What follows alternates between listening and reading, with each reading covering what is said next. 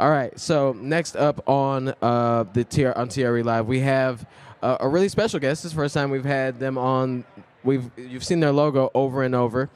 We have FloTrack. We have Ryan Fenton from FloTrack going to be joining us on TRE Live. And if you're watching TRE Live and you are like, yo, who are these guys sitting up here? Where's Ryan? He's here. What's up, guys? How you doing, Ryan? I'm good. How are you guys doing? Good. We gotta get your mic hot. Am I hot? Okay. Cool. There we go. There we go. See, there it is. That's what you sound like. There we go. How are you guys doing? We're good. We're good. This is, first of all, thank you to FloTrack for hosting and platforming us for the second year in a row. We're really excited to be on your streaming networks and just to get ourselves out there to people. I mean, we just told New Balance that the switch ups to the 1080 was a risk. I would say that,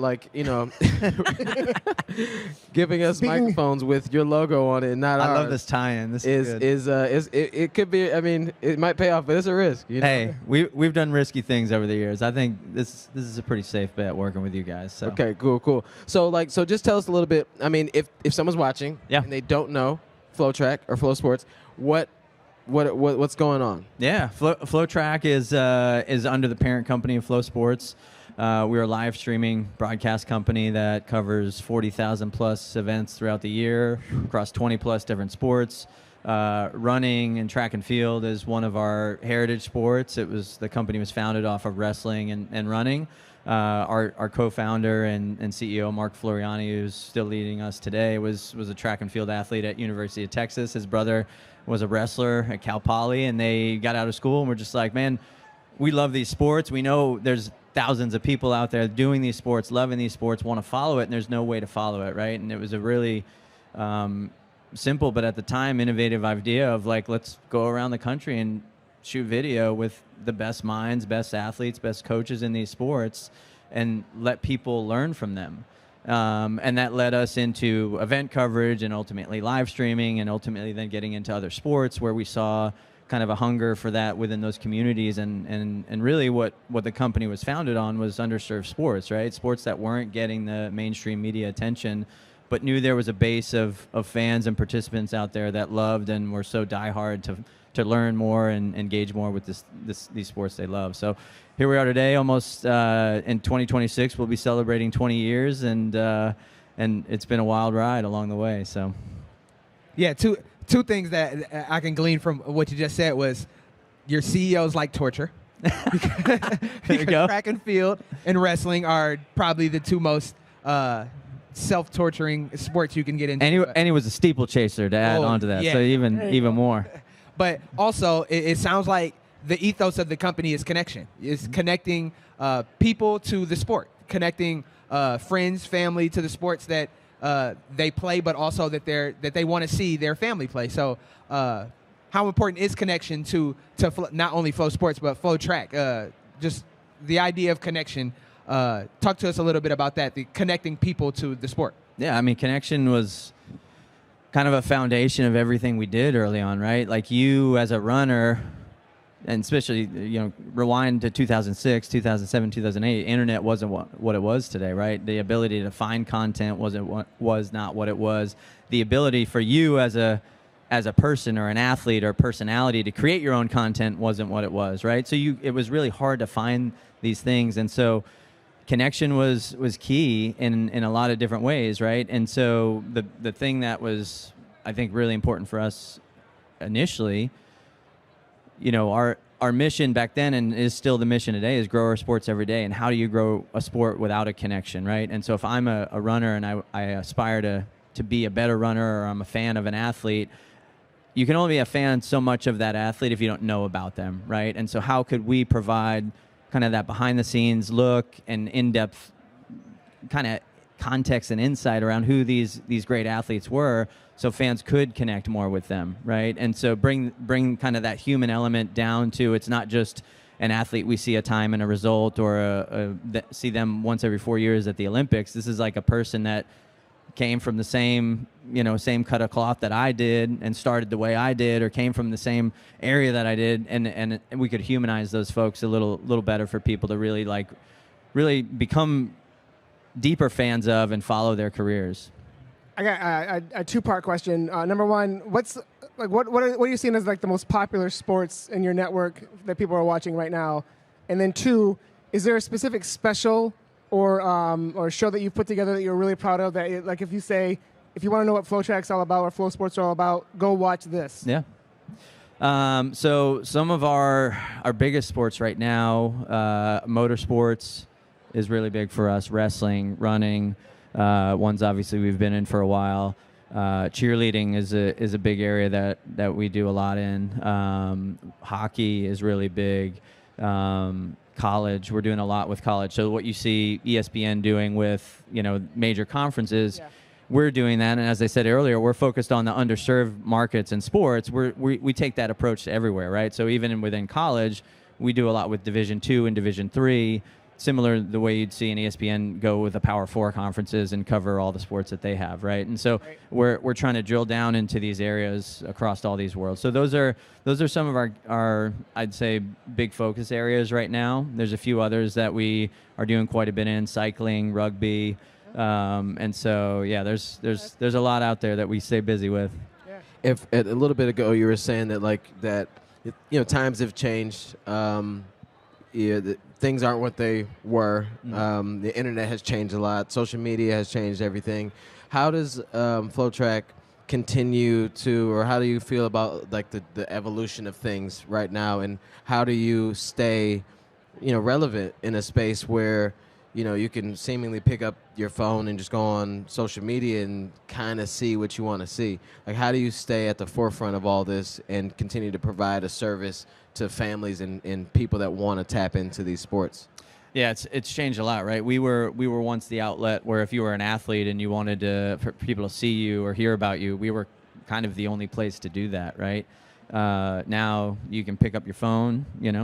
I see your stuff. You can just do it on your own wherever. I'm out on a run. I want to tell people what I'm doing. I just pick up my phone and I can shoot a video and let them know in real time or near real time what my day looks like today, right? And give them my own behind the scenes look. And so that's changed things in terms of how we think about being different and how we offer different kinds of content to our audience. There's still things that we can do to provide access that like an everyday fan can't get, or maybe that an athlete isn't sophisticated enough to do on their own, right? So not all athletes are created equal when it comes to technology and their ability to kind of do those, create that kind of content on their own. But I think where we separate ourselves, obviously, is live streaming is a big piece of that, right? And so the media rights that we have, and last year we got the Diamond League rights, for example, for the first time, and so that was a really big milestone for us and something that we had been working on for nearly 2 decades to try to get to a place where we could acquire some media rights like that. And so for us to then layer some of the content that we've been known for around now these major events was a huge opportunity. And you had asked about like shows that we're really proud of. And so last year with the Diamond League, we launched a show called the Athletes Lounge.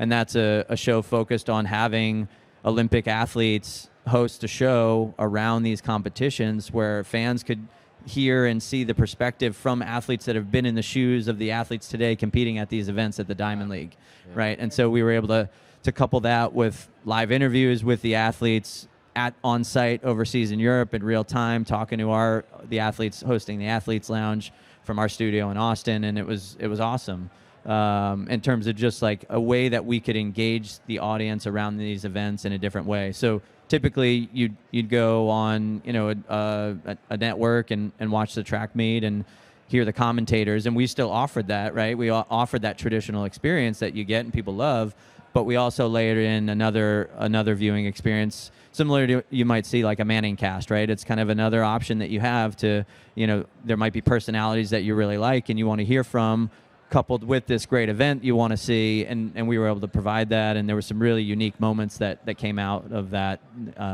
show and that execution this past year. I mean, as a fan a fan of running that has obviously watched many FloTrack streams to check out some of the races that maybe didn't make it to ESPN or whatever, and one of the things that stands out that as you all grow is the team that you've built. I mean, because a lot of the people that are watching that know FloTrack know the people that you have on the mics that they'll see shortly, probably as well, and just like the personalities and the way that you all cover some of these events, because that's crucial as well. I mean, you can have all of the cameras you want, but if you don't have like that team that has the personality and the charisma to carry, this broadcast for hours, it's just a credit to you all for the team that you've picked. I mean, actually, like last year we had a guy named Olu on the show, who is a friend of ours now, who was on the show last year. He was here with Magic Boost, and he started with you all like in this summer, probably like maybe the beginning of the summer, and it just shows like you're constantly growing, constantly innovating, and pushing things forward, and making sure that there's many different voices that end up on these streams about a sport that you all want to grow. Yep. Yeah, and some of that goes back to the connection piece that you brought up, right? Magic Boost, we saw what they were doing, and a couple years ago reached out and said, hey, how can we support or and provide some opportunity, right? And I think we've had 3 or 4 of the Magic Boost members that have gone through their program now be on staff with Flo, and that's been really cool to see that evolution. I think we also actually gave them a connection here to TRE, and so seeing them the last couple of years be a part of that and be able to bring their folks to be exposed to this broader industry and coverage, it's been really, really cool to see that. So those are things that we want to be connected with and support, right? There's a business that we're running, but there's a community out there that we're a part of, right? And so it's not just about what we do inside our walls, but how we reach outside of that and connect. And that's really how this relationship came about with TRE too, is just seeing, I think 3 years ago, what you guys were doing with them, and fortunately had a relationship with Christina back when she was running at University of Texas, and those were the early days of Flo, and I would just walk in the halls. That was right around the time I took over as GM of running and track and field for us, and we had our team out, and TRE had been in Austin for years, right? And we had been there kind of on the outskirts. Back in the early days, it was like, man, we can't even afford to get a badge, so it's like we're not even really going in. We were working with a lot of other brands, so we'd meet them on the outside and all those things. And 3 years ago, we came and we shot a bunch of content with a bunch of the brands and tried to showcase some of the shoes. And that's typically not something we were doing in terms of like a product focused content piece, but this is such a key piece of what happens in the industry each year and brings so many people together. We wanted to try to highlight some of that, and seeing Christina was like, man, we should talk about ways we could work together. And she was like, yeah, definitely, let's do it. And so seeing what you guys were doing with the live broadcast, and just seeing how we are connected with the people here in this industry, and then the reach that we have to get out to others, we were like, hey, what if we can come in and help amplify what you guys are doing and get it out to more people, right? And that's ultimately was kind of the backdrop of it, is like, how can we help this get connected to more people that we know that might really be fans of track and field, but might not know kind of the inner workings of the industry and the behind the scenes and all the great people here that invest their time and energy into making kind of the broader ecosystem of running a great place. Yeah, and so you talked about the media rights deal with Diamond League. What can we look forward to in the future for FloTrack and more on a macro sense, Flo Sports? What's coming down the pike, and what can we get excited about to see from you guys? Yeah, well, we're really excited about a couple things. Yesterday, we announced a new partnership around the Diamond League and the Athletes Lounge this year with Fleet Feet and On.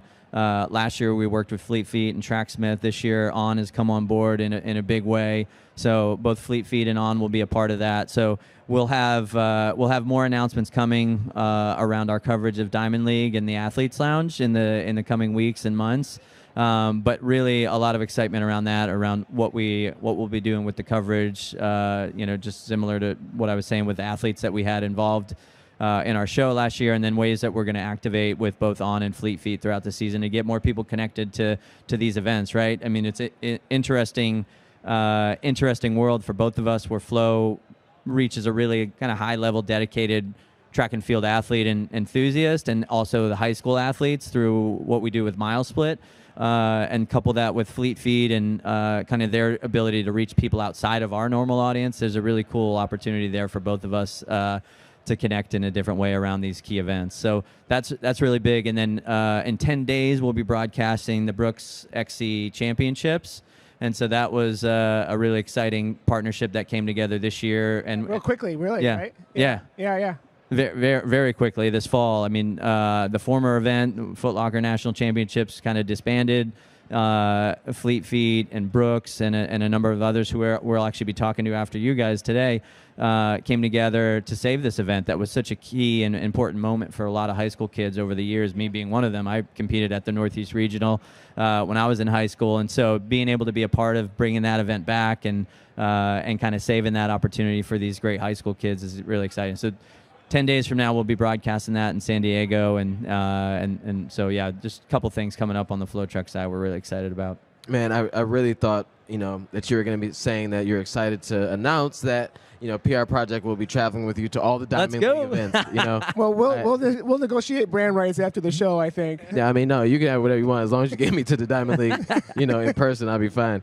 But thank you so much, Ryan. Number one for allowing us to use your team to help continue to push this, TRE out live to all the people. Given, it's really cool that like what we're doing here is very much like showing what the brands are doing and stuff like that. But in reality, all this ends up circling back to like helping the local retailer and making people excited about what's happening in the industry and what they can expect in their local shop. I mean, because without all these local retailers, large to small, the running industry or the running world wouldn't be what it is. So Yep. I think inadvertently we're helping the right folks. Yeah, I was saying this to someone the other day that was like not connected deep in the running world. I was like, the local running retailer is such a special place and where it sits in running, because it's the place where an elite level runner goes, a first time runner goes. It's like that collection of people that it assembles is so unique.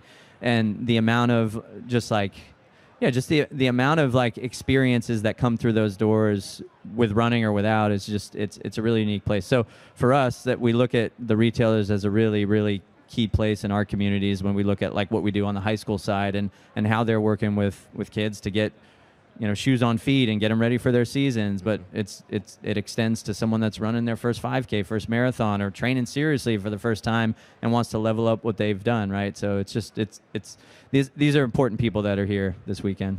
Yeah, absolutely. Well, thank you so much, Ryan. Make sure everybody go check out FloTrack and tap into the live. Obviously, you're watching it now, so make sure you stay around and check out some of the other things that they're offering. Thanks so much, Ryan. Yeah, thanks, guys. Appreciate it. Talk to you soon. Yeah.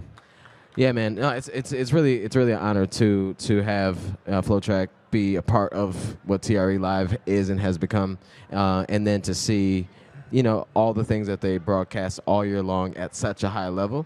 To be actually a part of that somehow is actually pretty cool too. Yeah, and to have them come back for a second year, which is I feel very lucky and blessed to be able to have them back to showcase this TRE with us. 2 years in a row. Absolutely.